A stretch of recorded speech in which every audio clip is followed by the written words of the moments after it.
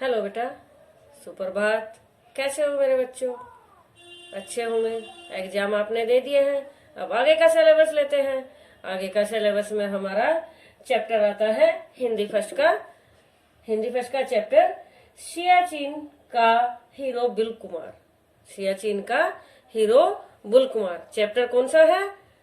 Chapter है, अध्याय है हमारा 8। अध्याय कौन सा है हमारा? 8 चैप्टर है, 8वां अध्याय है। और अध्याय का नाम क्या है? सियाचिन का हीरो बुल कुमार। सियाचिन का हीरो बुल कुमार। ये बुल कुमार कौन है? ये है एक हमारे भारतीय सैनिक पर्वतारोही। क्या है? एक भारतीय सैनिक पर्वतारोही है ये। और इनका वास्तविक नाम क्या है? इनका वास्तविक नाम है, क्या है?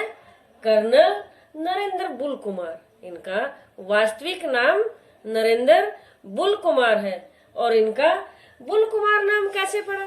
इनका बुल कुमार नाम कैसे पड़ा था तो वो तो हम अध्याय में पढ़ेंगे जो भी है, लेकिन शॉर्ट में थोड़ा मैं बता देती हूँ।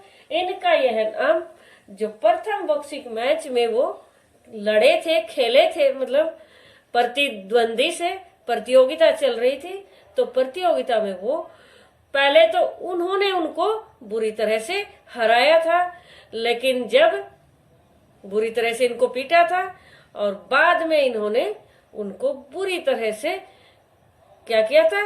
हराया था। और तब से ही इनका नाम बुल कुमार पड़ गया था। तब से इनका नाम क्या पड़ा था? बुल कुमार पड़ गया था।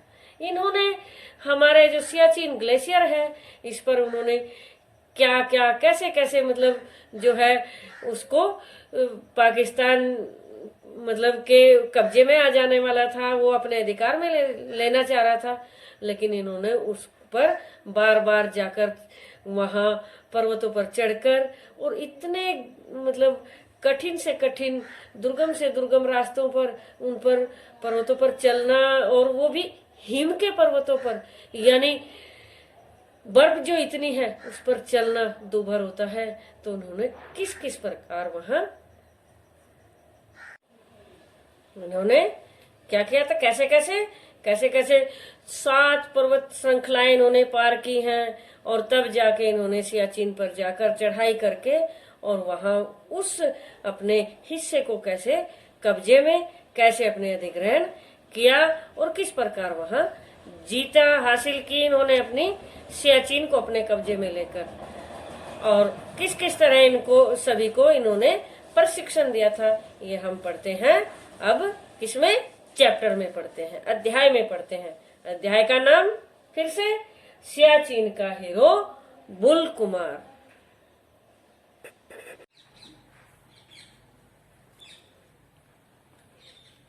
सियाचिन का hero Bull Kumar.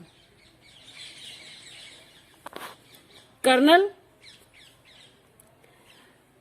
Narendra Bull Kumar का जन्म 8 दिसंबर 1933 को हुआ था। वे एक भारतीय सैनिक पर्वतारोही हैं। वे 1978 में टेराम कांगड़ी, सियाचिन ग्लेशियर व साल्टोरो रेंज में भारतीय सेना के लिए चलाए गए पर्वतारोहण टोही अभियान के लिए जाने जाते हैं। यदि उन्होंने अभियान नहीं चलाया होता तो सारा सियाचिन ग्लेशियर पाकिस्तान के अधिकार क्षेत्र में चला गया होता, जो लगभग 10,000 किलोमीटर वर्ग है। कर्नल नरेंद्र के अभियान के कारण भारतीय सेना ने इस पूरे क्षेत्र पर अधिकार किया। कुमार ने भारत को सियाचिन पर पुनः कब्जा पाने के लिए 7 पर्वत श्रृंखलाएं पार की। कौन कौन सी? पीर पंजाल रेंज, हिमालय, जास्कर, लद्दाख, साल्टोरो, काराकोरम और अग्रिल, ये सारी पर्वत श्रृंखलाएं पार की उन्होंने। कौन कौन सी पार की? जो ये 7 पर्वत श्रृंखलाएं हैं। नरेंद्र 1933 में रावलपिंडी ब्रिटिश भारत में पैदा हुए थे। नरेंद्र कुमार 14 वर्ष की उम्र में पंजाब राज्य के एक स्काउट दल के प्रतिनिधि बनकर पेरिस गए थे। कहाँ गए थे? स्काउट दल के प्रतिनिधि बनकर पेरिस गए थे। और ये ब्रिटिश भारत क्यों कहा गया? क्योंकि उस टाइम ब्रिटिश का शासन था, इसलिए ब्रिटिश भारत कहा गया है। 50 स्काउट्स का यह दल पानी के जहाज से भारत वापस लौट रहा था। तभी उन्होंने भारत की स्वतंत्रता और साथ ही बंटवारे का समाचार भी मिला। तभी उन्हें क्या मिला? भारत की आजादी का भी और साथ साथ बंटवारे का समाचार भी उनको मिला। कर्नल नरेंद्र कुमार की जन्मभूमि रावलपिंडी राजनीति की भेंट चढ़कर पाकिस्तान में जा चुकी थी। कहाँ जा चुकी थी? पाकिस्तान में, क्योंकि रावलपिंडी जगह कहाँ है? पाकिस्तान में है। अजीब परिस्थिति थी। कैसी थी?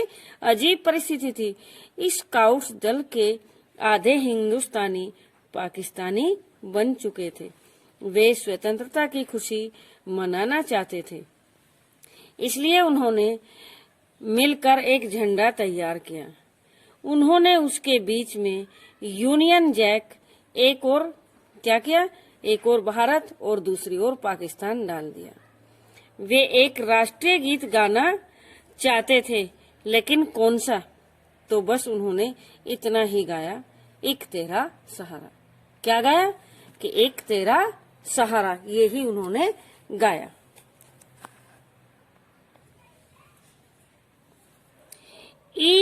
इस गीत को गाकर मानो सभी ने स्वयं को नियति को समर्पित कर दिया। ये गीत गाकर क्या किया उन्होंने? सभी को, यानी अपने आप को नियति को समर्पित कर दिया। नियति को यानी कि जो पाकिस्तान का तो पाकिस्तान, कि भाई अब हम क्या कर सकते हैं, वे पाकिस्तान चले गए, और जो हिंदुस्तान में बचे, हिंदुस्तान में की जगह में थे तो वो हिंदुस्तान में रह गए।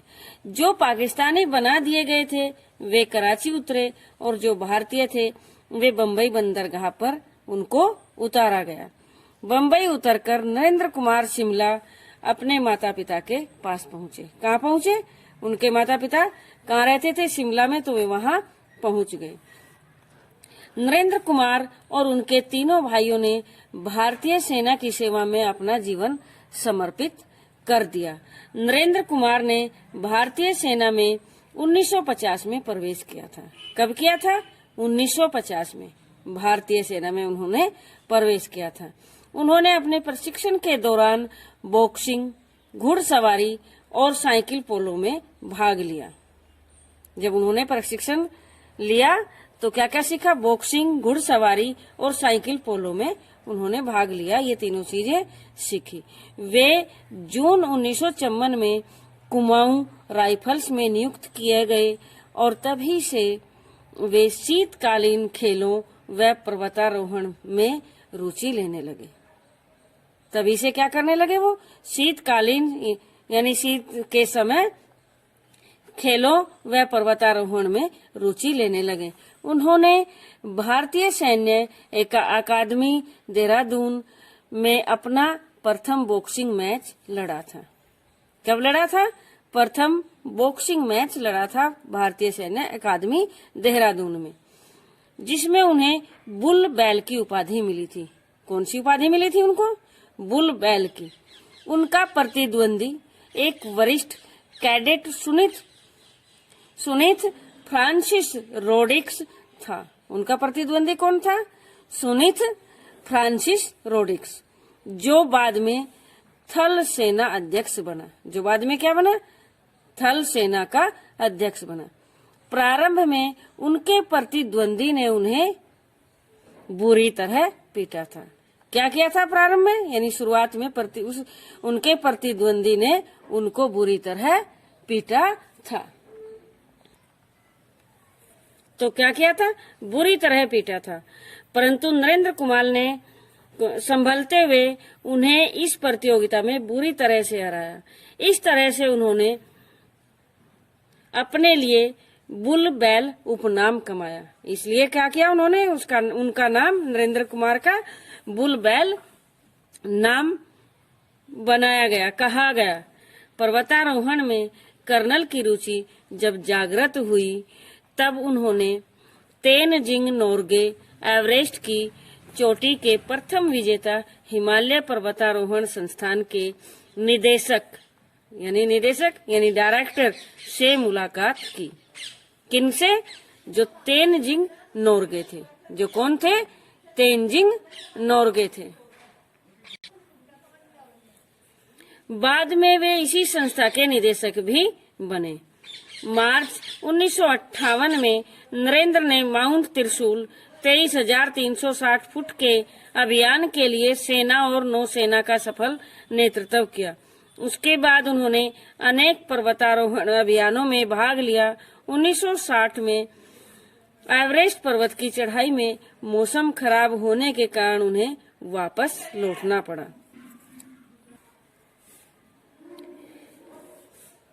मौसम खराब होने के कारण क्या हुआ? उनको वापस लौटना पड़ा। अपने प्रथम प्रयास में ही 28,700 फुट तक पहुंचने वाले नरेंद्र कुमार पहले भारतीय हैं। कौन है? ये पहले भारतीय हैं जिन्होंने कितना चढ़ा था? 28,700 फुट।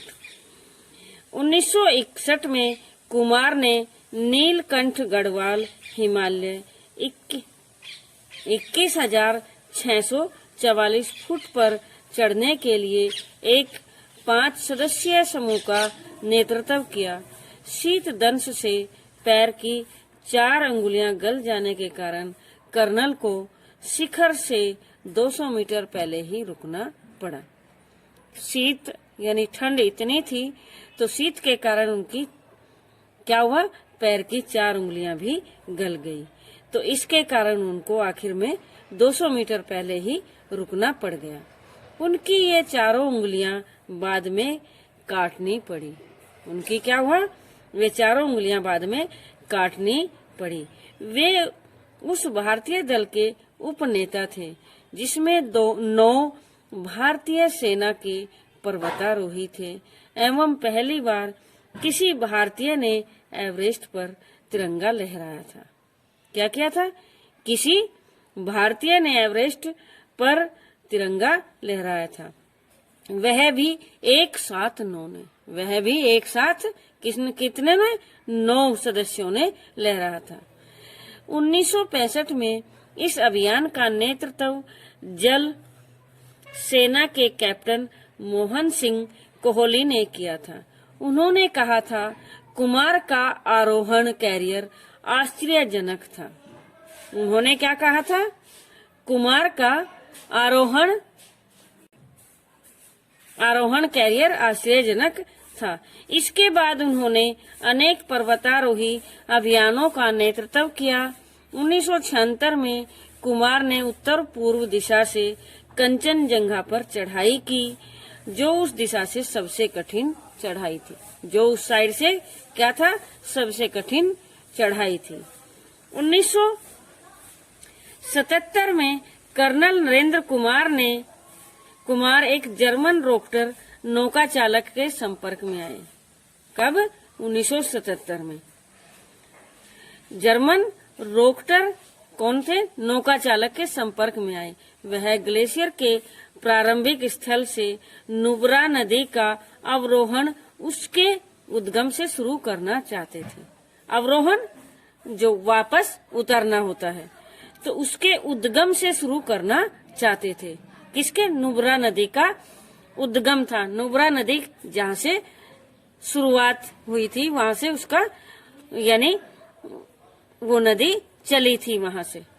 वह व्यक्ति पूर्वोत्तर कश्मीर का एक नक्शा लाया था जिसमें भारत के सियाचिन ग्लेशियर का बहुत बड़ा भाग पाकिस्तान के हिस्से में दिखाया गया था।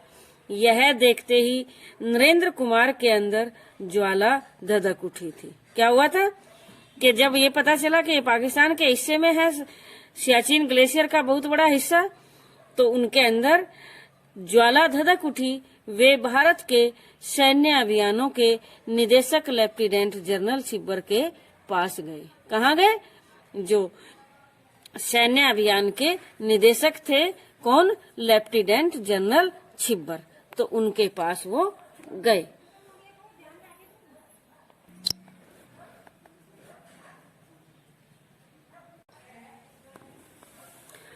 और उन्हें वह नक्शा दिखाया। कौन सा? जिसमें ग्लेशियर पाकिस्तान के हिस्से में, काफी हिस्सा उनका पाकिस्तान में था। छिब्बर ने विषय की गंभीरता को देखते हुए शीघ्रता से कुमार को सियाचिन पर्वतारोहण टोही अभियान करने की अनुमति प्रदान की। जब छिब्बर ने देखा तो उस विषय पर गंभीरता से सोचते हुए और पर्वतारोहण टोही अभियान करने की अनुमति उनको प्रदान की। 1978 में कुमार ने high altitude warfare school Gulmarg के छात्रों यानी 40 पर्वतारोहियों और 30 कुलियों का एक टोही दल बनाया। क्या बनाया? 40 पर्वतारोही थे जो गुलमर्ग के छात्र थे और 30 कुलियों का एक टोही दल बनाया। दुश्मन को इसकी कानो कान खबर नहीं होने दी। उन्होंने दिखाया कि वे उन्हें व्यावहारिक प्रशिक्षण के लिए ले जा रहे हैं। क्या किया उन्होंने? कि इनको प्रशिक्षण देने के लिए जा रहे हैं। ऐसे ही यह दूर दराज ग्लेशियर में पहला भारतीय अभियान था। टीम -50 डिग्री सेल्सियस तापमान को सहते हुए मुश्किल दर्रों, चोटियों और दुर्गम रास्तों से गुजरते हुए ग्लेशियर के आधे रास्ते पहुंच गई। मुश्किल दर्रों, जो दोनों पर्वतों के बीच में रास्ता वगैरह होता है, उनको बोलते हैं दर्रे। तो मुश्किल दर्रों और चोटियों और दुर्गम रास्तों से गुजरते हुए वह ग्लेशियर के आधे रास्ते पहुंच गई थी, जहां का कितना तापमान था? -50 डिग्री सेल्सियस।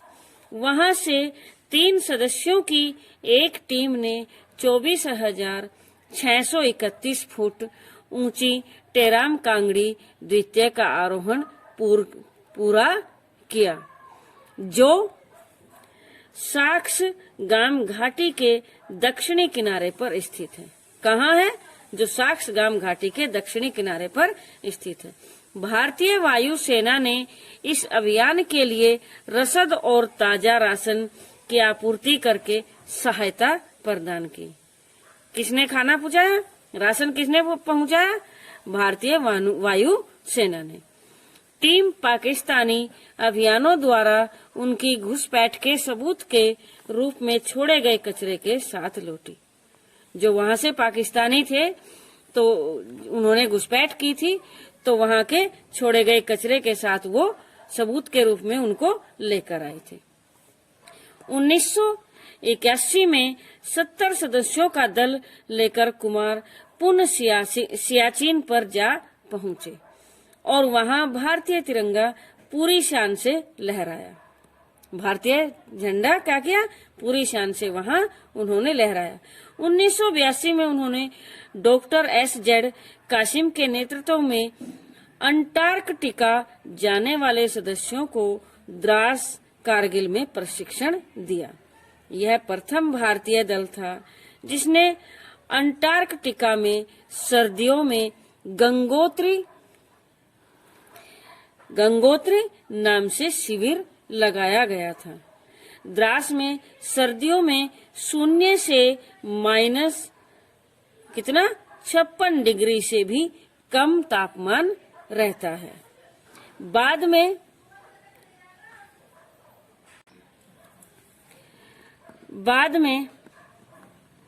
1983 में कुमार ने इलस्ट्रेटेड वीकली ऑफ इंडिया नामक पत्रिका में अपनी यात्राओं का एक ब्यौरा प्रकाशित किया, यानी एक विवरण दिया जो उसमें सारा उन्होंने बताया। युद्ध अभ्यास और सियाचिन में संघर्ष की स्थितियों पर जयदीप सिरकर द्वारा काराकोरम में उच्च नीतियां नामक एक संक्षिप्त लेख कलकत्ता टेलीग्राफ समाचार पत्र में 1982 में प्रकाशित किया गया। बाद में भारतीय सेना के इस गोपनीय अभियान की खबरें और तस्वीरें भारती की इलस्ट्रेटेड वीकली नामक लोकप्रिय पत्रिका में भी प्रकाशित की गई। कैसे कैसे उनका पता चला? तो उन्होंने समाचार पत्र में भी, कलकत्ता जो टेलीग्राफ समाचार पत्र था उसमें प्रकाशित किया गया उनके बारे में, और जो गोपनीय अभियान की खबरें थी वो इलस्ट्रेटेड वीकली नामक लोकप्रिय पत्रिका में भी प्रकाशित की गई। और अब 13 अप्रैल 1984 को भारतीय सेना ने सियाचिन ग्लेशियर पर पाकिस्तानियों के विरुद्ध एक अभियान छेड़ा, जिसे ऑपरेशन मेघदूत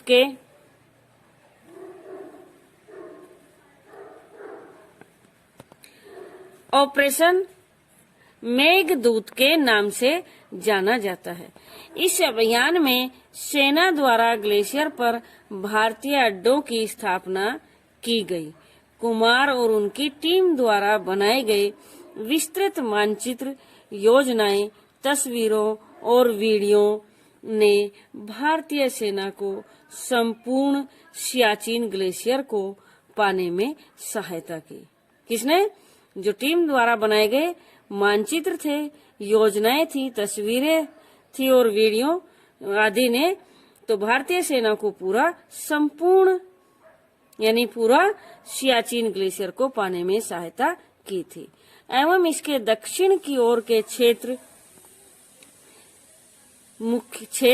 मुख्य पहाड़ियों और दर्रों शियाला कितना था 7,300 मीटर और बिलफोर्डला 6,160 मीटर और ग्योंगला 5,640 मीटर और यरमाला 6,100 मीटर और चुलुंगला 5,800 मीटर और साल्टोरो सीमा पर भारतीय झंडा इन्होंने फहराया। यहाँ इन्होंने झंडा फहराया। मुख्य बिलफोर्डला तितलियों का जो दर्रा प्राचीन सिल्क रूट है जो अविभाजित भारत और चीन को जोड़ता है। किसको जोड़ता है? जो अविभाजित भारत और चीन को जोड़ता है, यानी जब तक विभाजित नहीं हुआ था तो भारत और चीन को वो जोड़ता है। नरेंद्र कुमार को भारत में दूर दराज के क्षेत्र में सबसे अच्छा सैन्य टोही अन्वेषण व सर्वेक्षण के लिए 25 जून 2010 को यूनाइटेड सेवा संस्थान द्वारा मैकग्रेगार पदक के साथ सम्मानित किया गया। कि उनकी कितनी अच्छी सैन्य दल था, अन्वेषण यानी कितने खोज की उन्होंने, कितना मतलब जो है किस तरह काम किया, सर्वेक्षण के लिए, तो इन सब के लिए उनको क्या पदक मिला? मैकग्रेगार पदक के साथ उनको सम्मानित किया गया। नरेंद्र कुमार को भारत के चौथे सर्वोच्च नागरिक पुरस्कार पद्मश्री से भी सम्मानित किया गया। अर्जुन पुरस्कार, IMF मेडल, कीर्ति चक्र और अति विशिष्ट सेवा मेडल आदि अनेक नागरिक व सैन्य पुरस्कारों से सम्मानित उनको किया जा चुका है।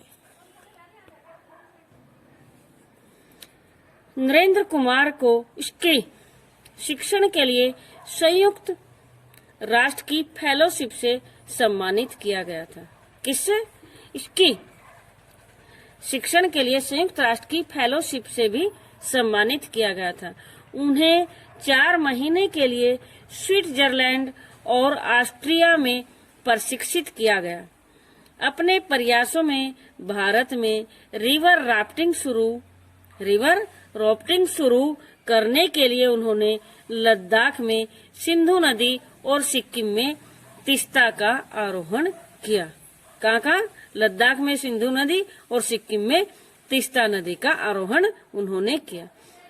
ग्लेशियर में कुमार बेस के नाम से सियाचिन ग्लेशियर में एक मुख्यालय है जो 4,800 मीटर की ऊंचाई पर एक रसद पोस्ट के रूप में स्थित है।